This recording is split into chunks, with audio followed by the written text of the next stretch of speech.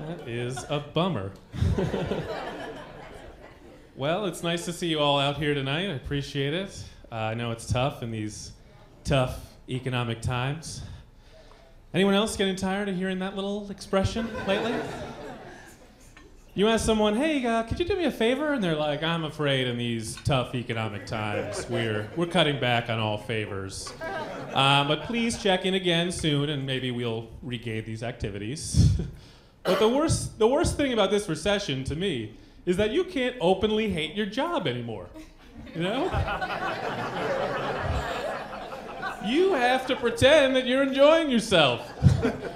And risk of getting fired or hurting someone's feelings who's out of work.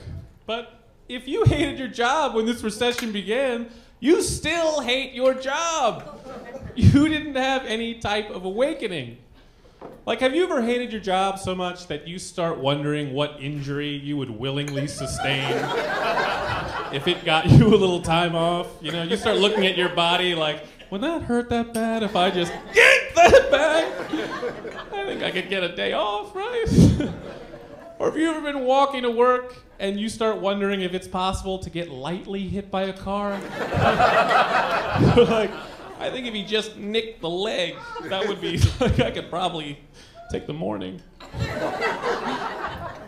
I actually was reading this article about this guy who was working at Blockbuster who didn't want to go to work so badly that he stabbed himself in the leg. Meaning that guy was literally at home, just sitting there like, I can't do it. I can't go today. I'm not going. And then, Jesus! And the worst part is that apparently the job found out and he got fired. So he just had a stab wound. That was all he got out of that whole thing. But the economy's not good and people are angry. The masses are upset. And they're angry at Wall Street. Those motherfuckers on Wall Street. I gotta say, the guys on Wall Street don't do themselves any favor by the way they dress, you know? They've all got like pastel shirts and like whales on their pants, you know? It's like, you might as well wear an outfit made of money if you're gonna dress like that. Like, it might as well just be made of $100 bills. But people are upset at them because a lot of people perceive that what happened was they screwed things up, they got bailed out, and now they're collecting these huge bonuses again, and people are angry. And I get that anger, but I also don't think it's that surprising that that's how they behaved. Because the dirty little secret about being rich is it's awesome. It is! People like to say, mo money, mo problems. No, mo money, mo stuff.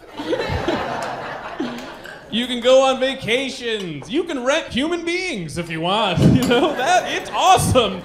No one's gonna go from being rich to not being rich if there's anything that they can do about it, you know? It can be like killing a small child. Like, well, do what you gotta do. 'Cause I liked being rich. But no one wants to make less money. You know, no one's like, yeah, I'll make a little less. There's no one who's like, you know what I could use is less money. And because people don't want to even give away any money, really, you know? Just ask a homeless guy, you know? They can't even get a quarter.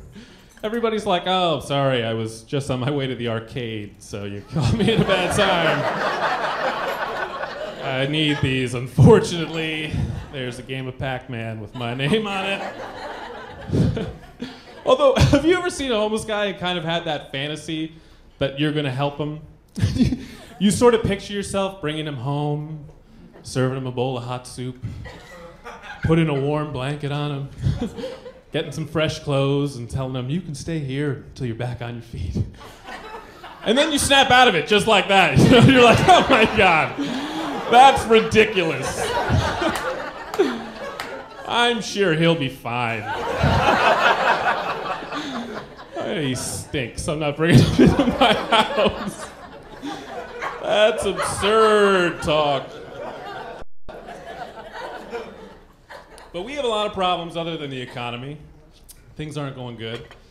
And I think that a lot of the complacency we have to solving our difficult challenges, that I think a lot of us believe that scientists are really gonna just get down and figure this stuff out eventually. You know, like all the tough problems, you kind of in your head, you think eventually science is gonna figure this out, you know, like whether it's global warming, AIDS, cancer, baldness, you know, eventually these guys are gonna get down to this.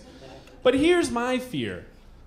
I don't think there are any scientists. Have you ever met a scientist in your life? Have you ever had a conversation with someone where you were like, what do you do? Oh, I'm a scientist. Not once. Like, is there one scientist here? I've never met any scientists.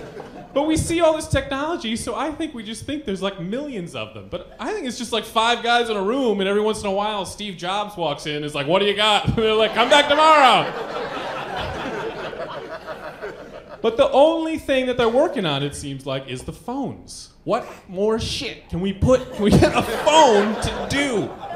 That's it. Phone, I mean, and do these phones, like, do they advertise enough?